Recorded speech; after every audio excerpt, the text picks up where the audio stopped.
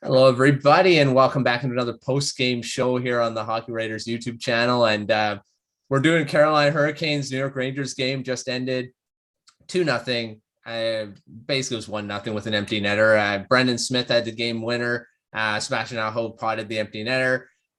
This series is low scoring, if you say the least, and it's been really low scoring. 2-1 in the first game in overtime. And it's not much offense going on. So I'm joined in by Jim Bay, who covers the Tampa Bay Lightning. He's going to be talking about this game and this one. And then Kyle Knopp, who does the morning skate, Detroit Red Wings, Washington Capitals, and a whole bunch of other stuff in the Hockey Writers. And my co-host on the podcast in the morning as well. So thanks, guys, for joining in here. And this series has been, like I said, there's not been much offense to be had, but what's your initial impressions of this game and the series so far? What do you think, Jim? Carolina's just been awesome. They're continuing their dominance at home. I think they're 6-0 now. Yeah, they're just taking care of business on the defensive end. They're getting the surprising goaltending, and they're almost impossible to beat right now at home. So I think that's the big thing for them. Yeah, Kyle, looking at what was your impressions of this game?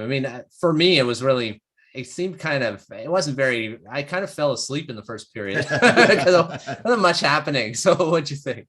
Yeah, no, I agree.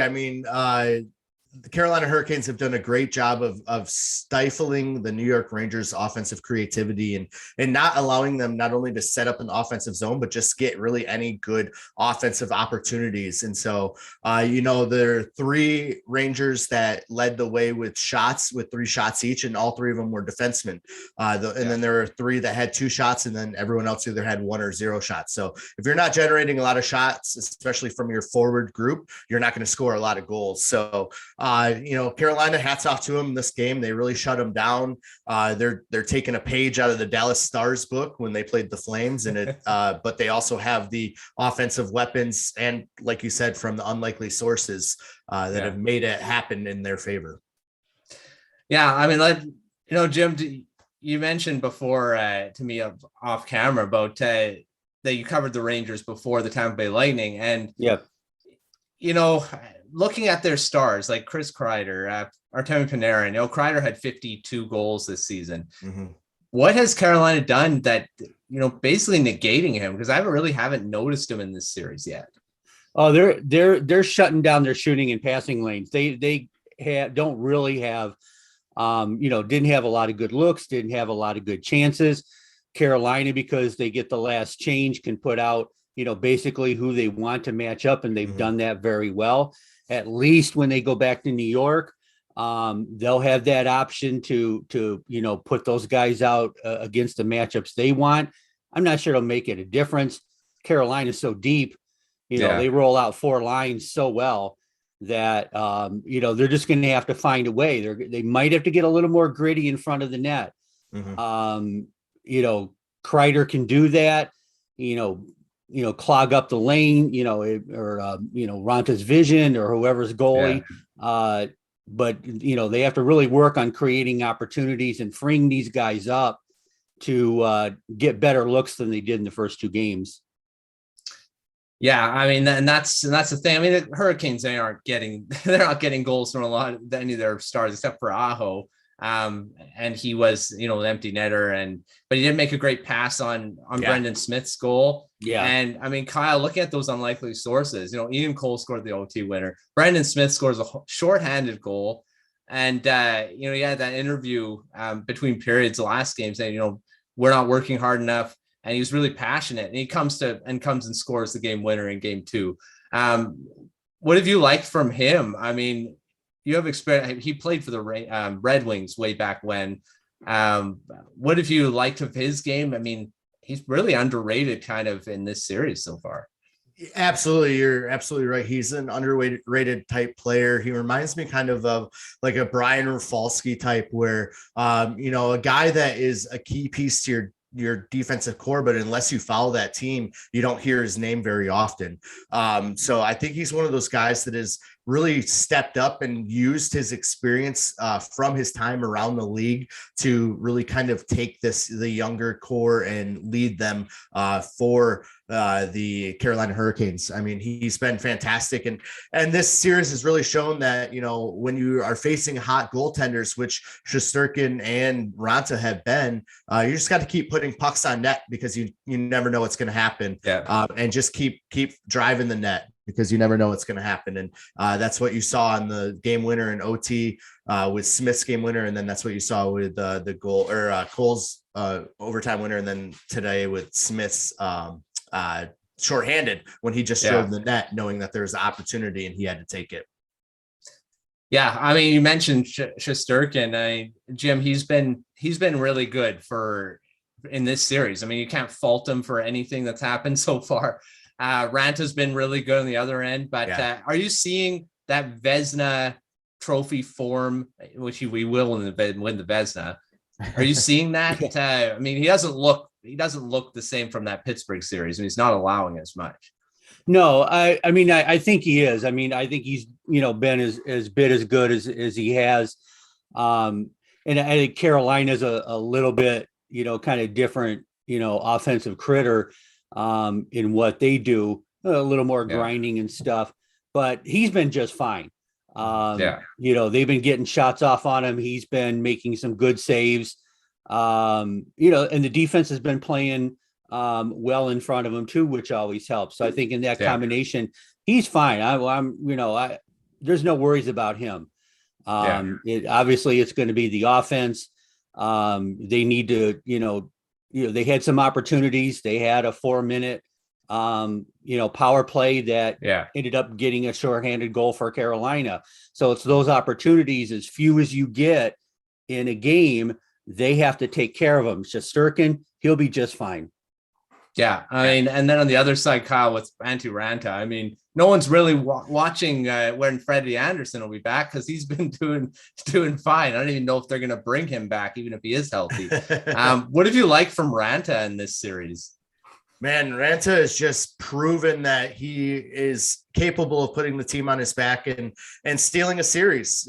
He's really had to step up, and today it was a little bit easier of a game than he saw in game one. The Rangers only got 21 shots, so he's treating his defensive core to a steak dinner tomorrow night, I believe, because of the job they did in front of him. They had 15 blocks in front of him, but it was really their aggressive play. They had 31 hits, so they're finishing their hits, and they're finishing playing the body in the zone, and that was really making the Rangers timid, and they weren't getting to the front of the net and getting into shooting lanes. So, hats off to the Carolina Hurricanes and for doing that, their defensive core. But Raanta has stood tall when he needed to. He made a couple big saves when he needed to, and he's been the solid goaltender that they brought in to be as that backup, but he's proven he can do it in the starting role as well. Yeah, well, like we've said in the past, he's shown that he's been a starter in the past. So just health has gotten in the way. So it's no real surprise that he's kind of looking like it again. Yeah. And he looks locked in. I mean, everything, he was focused. He was in front of everything. He wasn't giving up any like unnecessary or bad rebounds. You kind of saw a little bit in the first round against Boston. There are a few times he just gave up a bad rebound in front, and, against a team like Boston or New York, they're going to capitalize. But he looked locked in today. He looked very focused. And I think you're right. I think once Freddie comes back, they're going to be able to have a little more time to ease them back into anything because Ranta's their guy right now, and he's proven that he can do it.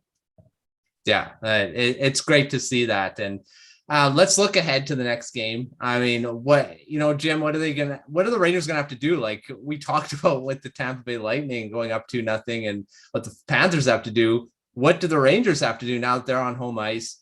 They'll be able to maybe free up themselves from Jordan Staal, that top line. So what do you think? Yeah, I think that'll be one of the big keys. They may have to take some more chances too. They might have to try to, sneak some guys out, get some more, chances for odd man rushes, and be a little bit riskier. They may not have to do that at home so much, especially if things can go. And if they get power play opportunities, they have to take advantage of them. 0 for 4 on a 4-minute, and including a 4-minute power play is, just not going to cut it in the playoffs. You got to take advantage of those chances when you get them. Yeah, well, that's special teams. I mean, that's just a huge thing, especially when you're being checked to the ice 5-on-5. So when you get those opportunities, you got to capitalize. Kyle, for the Hurricanes, I mean, to do the same stuff, but again, they're going to be going on to the road, and looking back in the first round, they went up 2-0 in that too. And Boston then goes and wins both their ones at home. Rangers can do the same thing. So what do they have to do to kind of make it that doesn't happen? Yeah, I mean, they were 0-3 in the last series on the road. They have to prove that they can win away from PNC Arena. And the big thing they're going to do is they're going to have to continue playing their game, but also understand what adjustments need to be made to get those matchups that they need against the Rangers. They don't have the last change anymore, so they can't get their defensive line against the offensive line of the Rangers, and shutting them down. The Panarin line had 0 shots today. Like, you're not going to see that in New York. So they might have to change up their lines a little bit, shake them up 1 and 2 just a bit so they can spread out the defensive play. But they're going to have to expect Raanta to make a few more big saves. But if they continue to play the body, if they continue to push the play outside and clog that middle, and Raanta can make that first save and then not give up the second and third chances, I think they'll be fine. And if they can steal one of the 2 in New York, then they're going to be absolutely just fine. Yeah, well, they definitely have to win on the road, or they're coming back home with the tie series, just like they did against Boston. So we'll see what happens. That game goes on Sunday when there's 3 games on. There's only 1 tomorrow. So there'll be 3, some early games. I think they're the second one early. Or they may be the first. Second.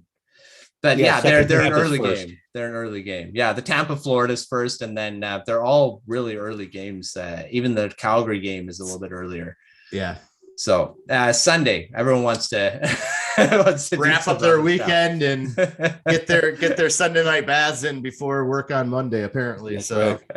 Yeah, lots of early games on that one. So thanks, Jim and Kyle, for coming on the post-game show on this one. And we will see you in the next one when it could potentially be 3-0 Carolina. So we will see what happens. So join us then.